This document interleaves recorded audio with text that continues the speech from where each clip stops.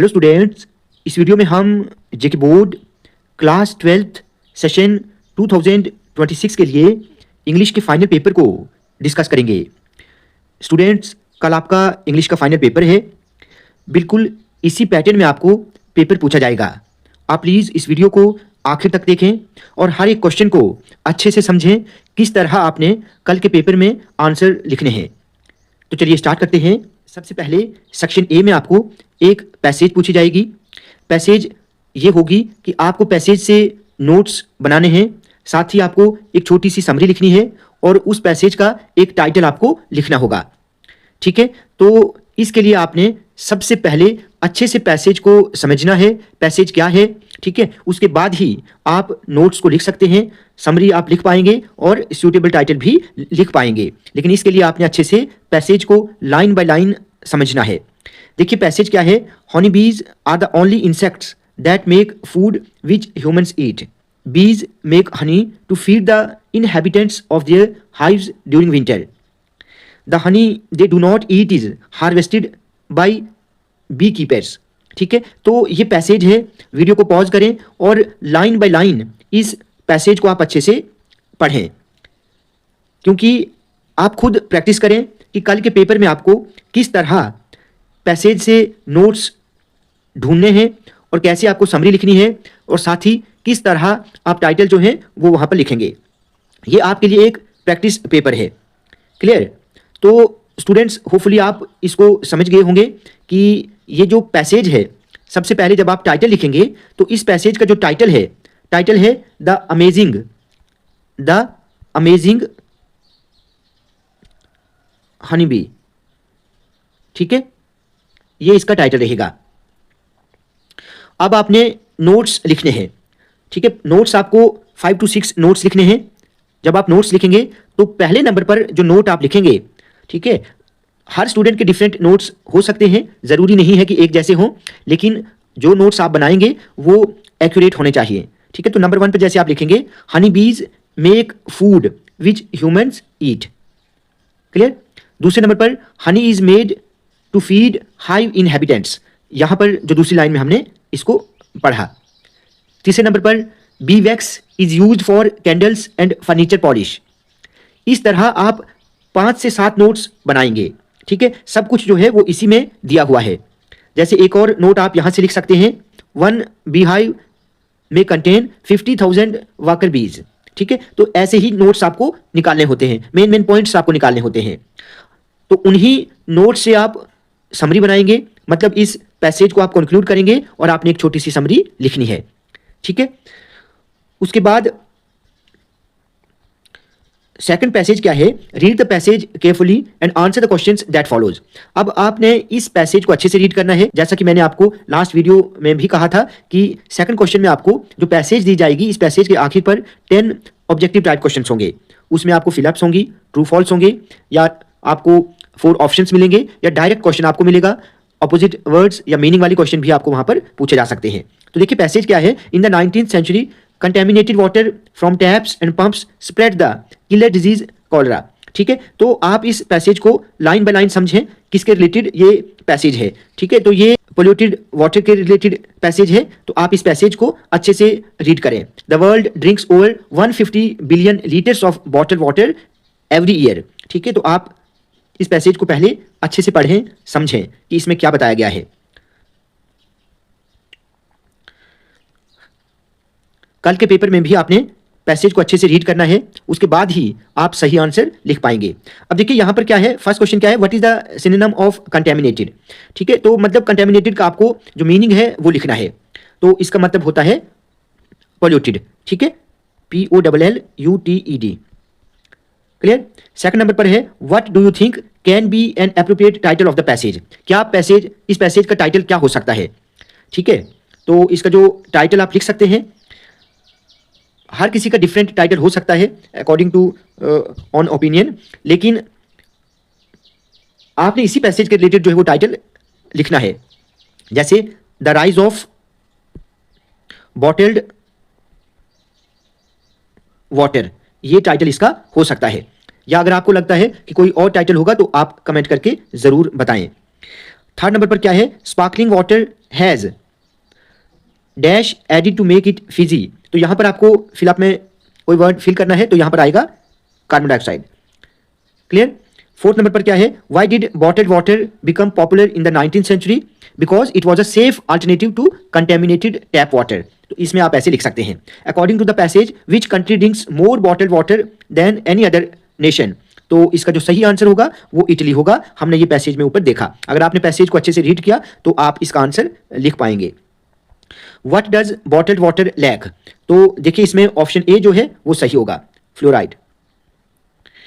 Seventh number पर है the word sparkling in the passage is used as, ये एक एडजेक्टिव यूज हुआ है, ठीक है, ऑप्शन बी। एट्थ है what is meant by dispose of, तो डिस्पोज ऑफ का मतलब क्या है, तो इसका मतलब होगा डिस्ट्रॉय समथिंग, ठीक है, option A. Not all bottled water is healthy, तो इसका आंसर जो है वो ट्रू होगा, ठीक है। Use the word sparkle in your on sentence, तो देखिए इस स्पार्कल के वर्ड को आपने यूज करना है सेंटेंस में। मैंने आपको पहले ही बता दिया हर किसी का सेंटेंस डिफरेंट हो सकता है, जरूरी नहीं कि सबका एक जैसा हो, तो आप कमेंट करके बताएं।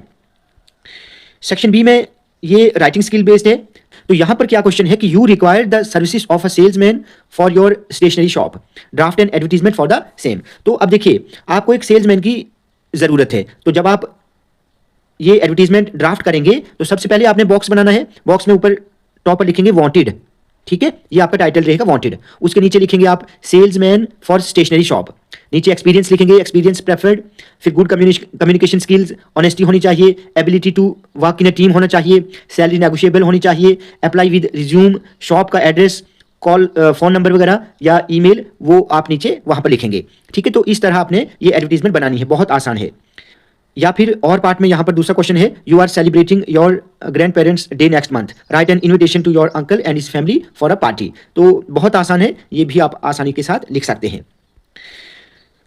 उसके बाद ये आपने एक लेटर लिखना है, ठीक है, यहां पर फोर्थ क्वेश्चन में एक लेटर लिखना है प्रिंसिपल के नाम, asking for the information of guidance and counselling cell headed by a psychologist to counsel students about the importance of mental well-being। आसानी के साथ आप लिख सकते हैं, कोई मुश्किल नहीं है। आप प्रैक्टिस करें कि कैसे कल को अगर मान लो यही लेटर आपको एग्जाम में पूछा गया तो किस तरह आप लेटर बना सकते हैं, प्रैक्टिस करें लिखने की।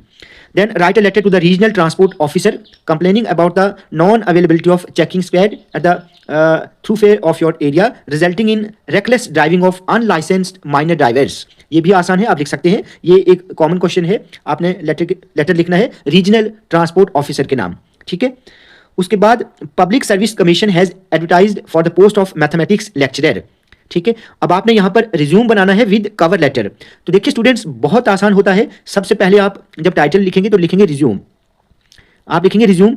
उसके बाद साइड में आपने यहां पर अपना नेम लिखना है, ठीक है, नेम में आप कोई भी नाम लिख सकते हैं ABC, ठीक है। एड्रेस लिखेंगे, एड्रेस के बाद फोन नंबर लिखेंगे, उसके बाद ईमेल लिखेंगे, ये शुरू में लिखेंगे, ठीक है। फिर एक लाइन छोड़कर आप नीचे क्वालिफिकेशंस लिखेंगे दूसरे नंबर पर, क्वालिफिकेशन में जो भी आपने क्वालिफिकेशन, जो भी आपकी क्वालिफिकेशन हो, BA BEd BSc MA MSc जो कुछ हो वो आपने वहां पर लिखना है। उसके बाद एक लाइन छोड़कर फिर से एक्सपीरियंस लिखेंगे, एक्सपीरियंस में जो एक्सपीरियंस आपके पास होगा वो आप लिखेंगे, ठीक है। उसके बाद आप एक लाइन छोड़कर स्किल्स लिखेंगे, आपके पास क्या क्या स्किल्स हैं, ठीक है। उसके बाद आप कवर लेटर लिखेंगे कि मैं इस पोस्ट के लिए अप्लाई करना चाहता हूं, ठीक है। तो आप आसानी के साथ इस क्वेश्चन को भी कर सकते हैं। उसके बाद आपको एक आर्टिकल लिखना है, ठीक है। आर्टिकल किस पर लिखना है आपने, मल्टीलिंगुअलिज्म पर, in schools to promote understanding between different states and culture of the country, ठीक है। एक भारत श्रेष्ठ भारत, तो इस पर आपको एक आर्टिकल लिखना है। या फिर आपके पास एक और चॉइस है सोशल मीडिया और इसके इंपैक्ट पर आपको आर्टिकल लिखना है। ये तो बहुत आसान है, आसानी के साथ आप इसको लिख सकते हैं। उसके बाद एडिट द फॉलोइंग पैसेज। अब देखिए यहां पर ये जो पैसेज दी गई है आपने इसको एडिट करना है, यहां पर कुछ मिस्टेक्स हैं, उन मिस्टेक्स को आपने ठीक करना है। तो यहां पर देखिए सबसे पहले एलिस, यहां पर ग्लैंस्ड ED आएगा, तो पहली मिस्टेक ग्लैंस्ड में है, ठीक है। एलिस ग्लैंस्ड, रादर यहां पर एनजियस है तो एस के बाद आपने LY लगाना है। At the cook, to see, saw की जगह see, if she meant, means की जगह मेंट आएगा, if she meant to take the hint, but the cook यहाँ पर सी कैपिटल रखेंगे आप, बट द कुक वॉज, उसके बाद इज की जगह पर आपने वॉज लिखना है। Stirring the soup and seemed not to be listening, so she went on, go की जगह वेंट। 24 आवर्स, 24 यहाँ पर बीच में आप छोटा हाइफन लगाएंगे, 24 आवर्स आई थिंक, और is it 12, I don't know, KNOW। ठीक है, तो इस तरह आपने मिस्टेक्स यहां पर ये करेक्ट करनी है। उसके बाद सेक्शन सी में ये लिटरेचर पोर्शन है। क्वेश्चन नंबर 8 क्या है कि read the poetic extract and briefly answer the questions that follows. सबसे पहले आप इस एक्सट्रैक्ट को पढ़ें, ये किस पोएम से लिया गया है ये आपको पहचानना है, और इस एक्सट्रैक्ट को किसने लिखा है यानी पोइट कौन है ये भी आपको पता होना चाहिए। तो जब आप इसको पढ़ेंगे आपको पूरी समरी, पूरी स्टोरी जो है वो याद आ जाएगी, लेकिन इसके लिए आपको रीड करना ज़रूरी है। जो पोएम्स हैं उनको आप सभी पोएम्स को अच्छे से रीड करें। ठीक है, होपफुली आप जान गए होंगे कि ये एक्सट्रैक्ट किस पोएम का है। अब देखिए इस पोएम के आखिर पर, इस एक्सट्रैक्ट के आखिर पर 4 क्वेश्चंस आपको दिए जाएंगे। ठीक है, फर्स्ट क्वेश्चन क्या है, why is the here mention in the poem unlucky. ठीक है, क्यों कहा गया है अनलकी है। देखिए अब आप इसमें लिख सकते हैं the here is mentioned as unlucky because he has inherited his father's disease and has twisted bonds that indicate life of suffering। इसमें आप ऐसे लिख सकते हैं। नेक्स्ट है name a few expressions used by the poet in the stanza to explain the plight of slum dwellers. तो देखिए कौन कौन से एक्सप्रेशंस यूज किए हैं, जैसे रूटलेस वीड्स, ये एक एक्सप्रेशन है, रूटलेस वीड्स। देन वेड डाउन हेड, ये भी एक एक्सप्रेशन है। क्लियर, ट्विस्टेड बॉन्ड्स, ये भी एक एक्सप्रेशन है। तो इस तरह के एक्सप्रेशंस जो हैं वो आपने यहां पर लिखने हैं। उसके बाद the hair torn around their pallor means, इसका क्या मतलब है, it means their hair is unkempt and torn that added unhealthy and miserable appearance, के इसमें आप ऐसे लिख सकते हैं। Then name one poetic device used in the stanza, बहुत आसान है, पोएटिक डिवाइस कौन सी यूज हुई है इस स्टैंजा में, तो आप देख सकते हैं लाइक रूटलेस वीड्स, तो लाइक एज ये जो पोएटिक डिवाइस यूज होती है सिमिली। ठीक है, तो मैंने आपको पहले ही बताया जितनी भी सिमिलीज हैं, इमेजरी, मेटाफर, सिमिली है, पर्सोनिफिकेशन है, ठीक है, सब कुछ आपने अच्छे से सभी पोएमों से ये तैयार करनी है। उसके बाद पोएम्स के कुछ क्वेश्चन हैं, आप इनको भी देख लें। While parting from her mother why does the poetess have her childhood fear, तो इस क्वेश्चन को भी आप अच्छे से तैयार कर लें, पढ़ें कि ये इस क्वेश्चन का आंसर क्या हो सकता है। उसके बाद what does the title of the poem keeping quiet suggest, आपको लिखना है what are the causes of suffering and pain as mentioned by the poet in a thing of beauty. Most important question है, इन सभी questions को आप अच्छे से देख लें, अच्छे से पढ़ें, अच्छे से तैयार करें, कल के लिए मोस्ट इंपॉर्टेंट है, जरूर आपको एग्जाम में पूछे जा सकते हैं। Then answer the following questions, फिर आपने ये प्रोज के क्वेश्चंस हैं। How does taking away language from people help in easily conquering them, ठीक है। Mukesh attitude to his plight is different from that of his family, how, ठीक है। तो इन क्वेश्चन को आप अच्छे से पढ़ें, मोस्ट इंपॉर्टेंट है, ठीक है। Write about a few qualities of Gandhi ji as a good leader, तो इन सभी क्वेश्चंस को आप देख लेना, ठीक है, सारे क्वेश्चंस इंपॉर्टेंट हैं, कल के लिए आपको पूछे जा सकते हैं। फिर आपको ये लॉन्ग क्वेश्चन पूछा जाएगा 6 मार्क्स का, 2 क्वेश्चंस होंगे, 2 में से आपने इस एक को ही लिखना है। आप इन दोनों क्वेश्चंस को डिटेल्ड में तैयार करेंगे, आपका आंसर 150 to 200 वर्ड्स का होना चाहिए।